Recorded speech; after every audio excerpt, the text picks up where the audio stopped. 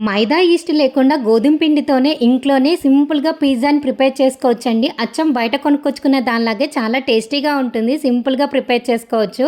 దీనికోసం ఒక బౌల్‌లోకి ఒక కప్పు గోధుమ పిండి, 2 టేబుల్ స్పూన్ల బొంబాయి రవ్వ, half teaspoon baking powder, పావు teaspoon baking soda, half teaspoon సాల్ట్‌ని వేసుకొని, ఆ తర్వాత 1 టేబుల్ స్పూన్ ఆయిల్ వేసుకొని, ఇప్పుడు ఒక అర కప్పు పెరుగుని కొంచెం కొంచెంగా వేసుకుంటూ మెత్తటి చపాతీ పిండిలాగా కలుపుకోవాలి.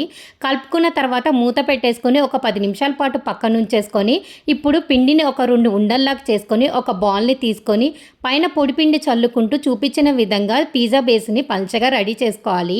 ఆ తర్వాత అంచుల్ని ఇలా ప్రెస్ చేసేసుకొని పైనుంచి ఫోర్క్‌తో డాట్స్ పెట్టేసుకొని, ఆ తర్వాత వేడిగా ఉన్న పెనం పైన ఒక్కొక్క నిమిషం పాటు 2 పక్కలా వేయిస్తే చక్కగా పిజ్జా బేస్ రెడీ అయిపోతుంది. ఇప్పుడు పిజ్జా బేస్ పైన కొంచెం బటర్, పిజ్జా సాస్, మయోనీస్ అన్నీ వేసుకొని స్ప్రెడ్ చేసుకొని మీకు నచ్చిన వెజిటేబుల్స్‌ని, పన్నీర్‌ని పైనుంచి స్ప్రెడ్ చేసుకోవచ్చు. ఆ తర్వాత పిజ్జా సీజనింగ్ మీకు నచ్చినంత చీజ్‌ని వేసుకొని ఇప్పుడు ఒక పెనం పైన ఒక ప్లేటును ఉంచుకొని పిజ్జా ప్లేటును పెట్టి మూత పెట్టేసుకొని 5 నిమిషాలు కానీ చీజ్‌ని కరిగేంత సేపు కానీ ఉంచితే చక్కగా పిజ్జా రెడీ అయిపోతుందండి. దీన్ని ఓవెన్‌లో కానీ, ఓటీజీలో కానీ 5 నిమిషాలు బేక్ కూడా చేయొచ్చు. సింపుల్‌గా తయారైపోతుంది. ట్రై